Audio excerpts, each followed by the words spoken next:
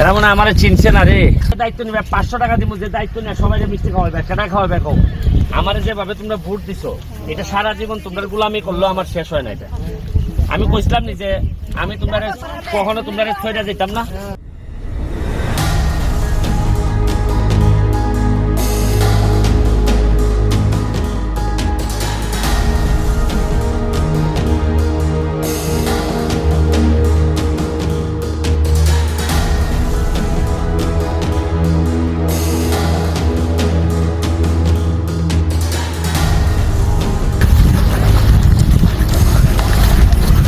আমার জুতা গেছে বিজ্জা গো।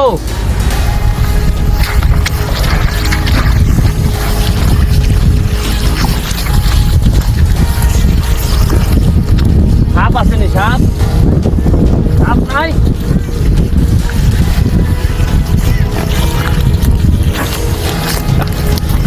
এরা মনে আমার চিনছে না রে।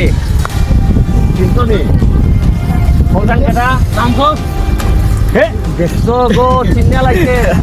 এ দিদি আসো গো, আসো, একটা কথা আছে, একটা মিষ্টি খাই দিকে আসো। আমার যেভাবে তোমরা ভোট দিছো, এটা সারা জীবন তোমরা গোলামি করলো, আমার শেষ হয় না। এটা আমি কইছিলাম নি যে আমি তোমরা কখনো তোমরা ছয়টা দিতাম না। তোমরা খালি এইটা কও যে জীবনে তো বহু এমপি দেখছো, কেউ আইসো না তোমাদের এইভাবে মিষ্টি লইয়া।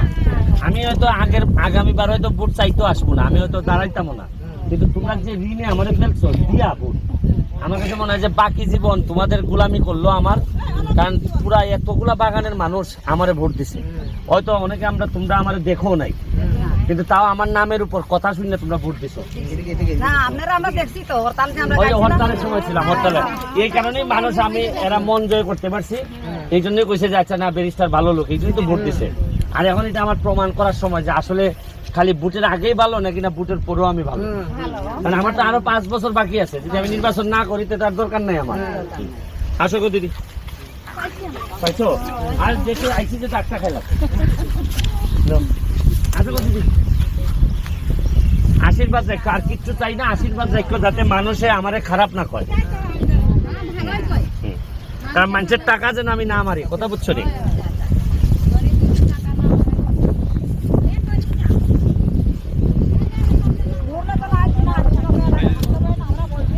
ভালো জায়গায় ফেলাই নষ্ট করে।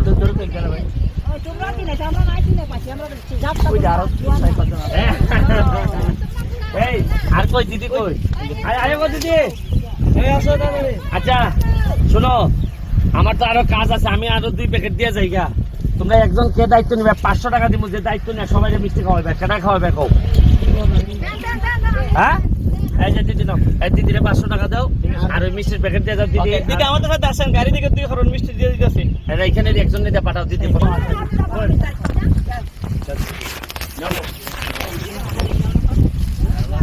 আমি একদিন চা পাতার ভর্তা খাইতাম, তাতে কি ভর্তা খাই,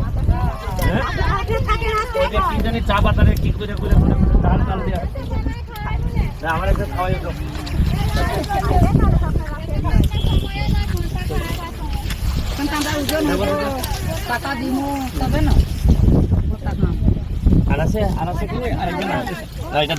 শোনো গো দিদি, জায়গা আরেকটা জিনিস শোনো, খালি মিষ্টির জন্য না, তোমরা যদি কোনো সমস্যায় পড়ো, অনেকে আছেন নেতারা যায় না গিয়ে আবার উল্টা পাল্টা বুঝায় আমারে, যেমন নেতারা হয়ে গেলে, নেতাদের হয়ে গেলে কয় না না কোনো অসুবিধা নাই, এইগুলা ঠিক চলছে সব।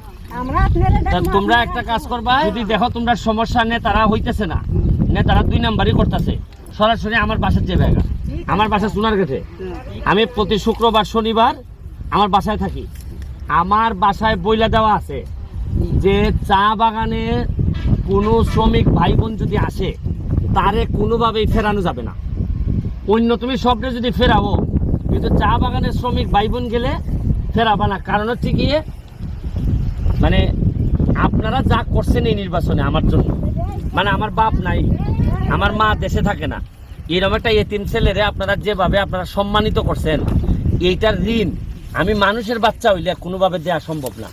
আমি এমপি হইয়াই প্রথমেই গিয়ে শেখ হাসিনার জননেত্রীর কাছে গিয়ে বলছি যে আপনি যদি চা বাগানের চায়ের দাম না বাড়ান, তাহলে শ্রমিকের বেতন পাবে না। এই 40 বছরে কখনো কেউ সংসদে দাঁড়াইয়া বলে নাই আমাদের কোনো এমপি।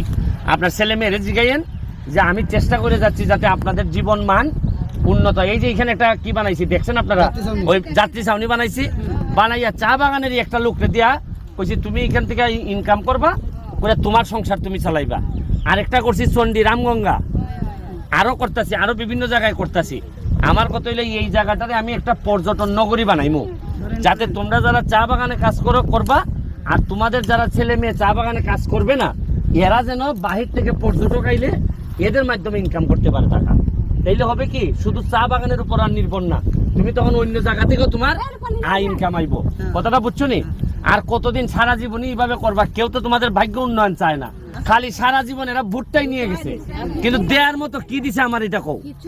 তোমাদের দেখা যায় বেশিরভাগ বাগানে মন্দির নাই, বেশিরভাগ বাগানে আমারে কয় নাচ নাচ মন্ডল নাই, এই এরপরে কয় পানি নাই, রাস্তা নাই, ব্রিজ নাই। তাহলে 50 বছরে তো তুমি তাদেরকে স্বর্ণের হার দাও নাই, গয়না দাও নাই, সামান্য মন্দিরটা বানাই দিতে পারো নাই।